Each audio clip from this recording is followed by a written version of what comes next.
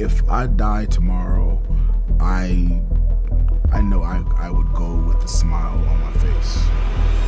I know I haven't wronged anybody, and keeping your sanity. It's not easy, man. And when you try to explain it to people,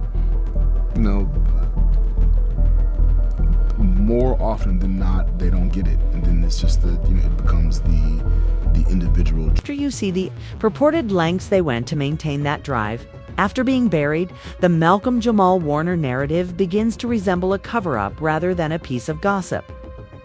All right, everyone, let's discuss how shady this Malcolm Jamal Warner death tale is, because the time frame simply isn't consistent. He drowned while swimming with his 8-year-old daughter, according to headlines throughout the world when the news initially emerged. According to some sources, surfers pulled him and the infant to shore after spotting them struggling in the water. However, a few hours later, that tale began to get fixed. Officials abruptly asserted that Warner, not his daughter, had been swimming with the male companion. The young girl was reportedly just having fun on the beach while he and the Rip Curran dragged a friend under. You tell me in the comments. So now the story's got more holes than some Swiss cheese. No lifeguards, multiple conflicting versions of events, a mysterious second man, and a group of doctors fighting to save Warner with zero results. And that's when it hit me. If even the rescue story has holes, then maybe this wasn't just some tragic accident. Maybe Malcolm didn't drown. Maybe someone wanted to make sure he never left that beach alive. And when you connect back to the whispers about what's on that flash drive, it starts to feel that drowning was just the cover. The real question is, who was trying to shut him up and why? But get this, y'all, Malcolm was excited for that trip. You could literally feel it in his energy. There's even a clip floating around of him on the plane when they landed in Costa Rica, and he's grinning, cracking jokes, and just frantically trying to change the chronology. It was discreetly disclosed that Malcolm Jamal Warner's, when it occurred, the wife wasn't even in Costa Rica. Take a look at how this was covered. Reported dead on July 14th, just days before Warner. 2 child actors gone in 1 week. Coincidence?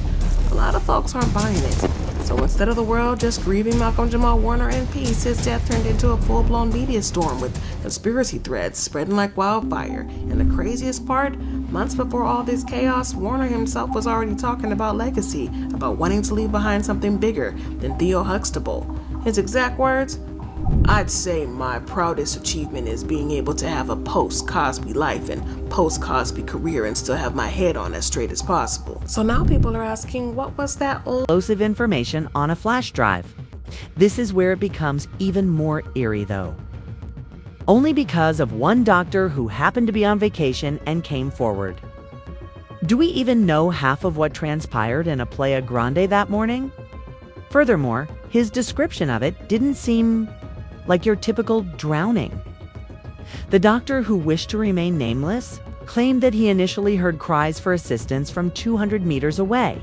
Apparently, he snatched up his surfboard and ran in the direction of the disorder. After paddling through dangerously rough waves, he eventually spotted what he described as a shadow beneath the surface. Malcolm Jamal Warner, the shadow, right? There, pause. Wouldn't beachgoers have spotted 2 or 3 boaties if Malcolm Jamal Warner was struggling in the sea with his kid or a friend? More mayhem, wouldn't there? However, this doctor only discusses seeing the body of Malcolm Jamal Warner. The problem is that the doctor wasn't alone. 2 vacationers who were also medical professionals reportedly hurried in to assist Michael Jamal Warner the moment he was taken to land. Together, they conducted CPR for 45 minutes based on the testimony of witnesses. Waiting to step out on the water.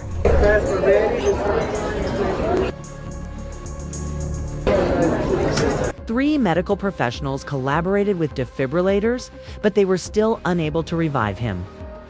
This is rare because the majority of drowning victims, assuming they are reached in time, have a reasonable chance of reviving, particularly with so many medical professionals around. However, nothing worked for Malcolm Jamal Warner. As though there was more going on than just a riptide pulling him beneath. Then there was the detail of listening to it. As Warner was dragged in dead, according to reports, another man was pulled from the same body of water. At a nearby clinic, he received treatment for his serious condition. However, his identity and condition vanished from the news after that one mention. Media sources hardly mentioned it, despite the Red Cross's confirmation.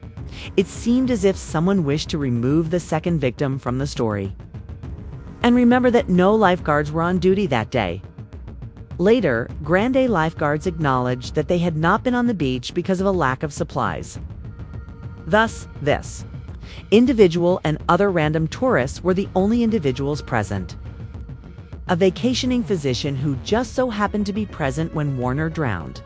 Too easy? You tell me in the comments. This story now has more flaws than Swiss cheese. Number: lifeguards, contradicting accounts, an enigmatic second man, and a team of medical professionals attempting in vain to save Warner. Then it dawned on me. Perhaps this wasn't just some horrible event if even the rescue account had flaws. Mishap Malcolm might not have drowned. Perhaps someone wanted to ensure that he didn't survive that beach. It becomes apparent that the drowning was merely a cover when you reconnect to the murmurs about what's on that flash drive. Who was attempting to silence him, and why is the true question? But get this, everyone. Malcolm was looking forward to that journey. It was literally palpable in his enthusiasm. Even a video of him on the aircraft when they touched down is circulating online. Costa Rica, and he's ready to get out on the sea while smiling and making jokes. Interview Legacy on the flash 648-704. That person isn't anxious or plotting something sinister. That man is anticipating whatever is ahead. Furthermore, this type of energy cannot be faked. This is when things start to go wrong, though. They gave us the storyline that he drowned by accident not even a few days later. For example, how does someone who is so enthusiastic, so full of life, and who is capable of swimming simply disappear in the sea like that? The same phenomenon was being noticed by the fans on the internet. There's something so extra dark about dying on a family vacation. One person even remarked, "He seems wonderful and content here as well," particularly when others close to him claim that he was a strong swimmer. It seems far too tidy to me, almost like a cover. This is the point at which the flash drive issue appears once more. Because there was more to this trip than merely enjoying cocktails on the shore. Malcolm Jamal Warner was carrying something. After he left, the feds disclosed that same covert flash disk. And that drive wasn't just a bunch of random notes, according to whispers from insiders. According to reports, it contained names, dates, receipts, and other potentially jarring information. The alleged untouchables. Put the pieces together now. The Paradise and Malcolm Lambs, all grins and perhaps at last prepared to share with the world what he's been clinging to. But then abruptly disappears, and the drive only becomes apparent after the feds receive their "get your hands on it." Tell me then, was this merely a coincidence? No. The trip itself seemed to me to be the prelude, the ideal setting for keeping it quiet before those documents revealed the identities of certain influential persons. When I say that, then the coverage of Warner's passing was a complete circus, to put it mildly. Every outlet had a different version, and rather than resolving the issue, the revisions further increased skepticism. However, as things became blatantly hostile, some media sites chose to ask Bill Cosby for a statement. Even Cosby, of all people, likened learning of Malcolm Jamal Warner's death to losing his own kid in his Cosby. The internet was having none of it. Let me tell you, no one cares what you have to say about anything. Someone tweeted, "Your position as a compassionate individual is forfeited." The fury at even allowing Bill Cosby to talk about Malcolm Jamal Warner's death was essentially encapsulated in that sentence alone. Others, meanwhile, also didn't hold back. "You also never stopped being a vile creature," someone else wrote. On hell. However, this is where things become truly gloomy, since people began making connections as soon as Bill Cosby's name was mentioned. As you well know, Malcolm Jamal Warner's strange death was not merely the result of decades of accusations. A prison sentence and quiet in Hollywood. No longer about what transpired in the water. What he might have known was at issue. The supposed flash drive began to resemble a missing component rather than a wild hypothesis. Furthermore, it wasn't merely rumors, since internet users started conjecturing that Malcolm Jamal Warner had proof connected to Hollywood kid performers are exploited. Right. That very flash disk may have contained evidence that he had. One even claimed that he was harmed because he was too familiar with the child stars and their perpetrators. And that would clarify why the stories in the media continued moving. Why the feds only disclosed bits of the story after it was gone, and why some individuals and influential names tried to control it. What's more, Warner wasn't the only former child star who appeared dead that week and was associated with The Cosby Show. An additional name, Louis Theroux, who died a few days before Warner on July 14th. Within a week, 2 young actors were gone. Is it a coincidence? Many people don't believe it. Malcolm Jamal Warner's death thus became a full-fledged media scandal, rather than the world simply mourning him in silence. Conspiracy rumors that are catching on like wildfire. The most absurd thing is that months before all of this mayhem, Warner was already discussing legacy and his desire to leave something greater than Theo Huxtable. Exactly what he said. It's my proudest, I would say, being able to maintain my composure while leading a post-Cosby life and job is an accomplishment. People are now inquiring as to what the legacy on the flash drive was. Is that why some elites, while he was still alive, made sure it never saw daylight? Here's the problem, though. Malcolm Warner was more than just an actor surviving on his previous notoriety, as you are undoubtedly aware. He was thinking a lot about his life, his marriage, his family, the career he had built for himself outside of The Cosby Show in the months leading up to his passing. And what's most notable, he stated unequivocally that he would depart from this life with the knowledge that he had lived honorably, and that those who remember him do so in a positive light. That doesn't sound like a person who is prepared to go on vacation. It sounds as though the man thought he was sitting on something greater than himself. He wished to ensure he was not forgotten. However, these are rumors regarding that flash disk. Rumor has it that Warner has been compiling documents about the covert mistreatment of child stars in Hollywood. Not merely tales, but real identities, relationships, and possibly even recordings. According to Warner Street, this flash drive served as a kind of insurance policy, shielding his family in the event that he ever got involved in something unpleasant. But all of a sudden, his discussion of legacy begins to seem more like a warning than nostalgia. Due to Warner's consistent advocacy for fatherhood, mental health, and independence in a field that consumes and then expels people, he pursued more than just influence. He refrained from engaging in the clumsy PR games. He behaved honorably, which leads one to assume that he would have been the type of person to gather receipts and genuine if those receipts ever saw the light of day. It would be dangerous for some people. However, the convoluted cover stories surrounding Warner's murder might make sense if he was actually harboring a flash drive that revealed top people. It would be reasonable if the conflicting reports, the second victim's abrupt disappearance from headlines, as well as the reason why federal officials intervened in a drowning that was thousands of miles away. The problem is that not everyone believed the story that Malcolm simply drowned. As soon as word leaked out about his passing, suspicions were raised. Someone even said it sounded suspicious right away. I hope it is looked into. Not even his old co-stars were persuaded. Do you recall Eddie? As everyone is aware, he and Malcolm Jamal Warner portray best pals on screen.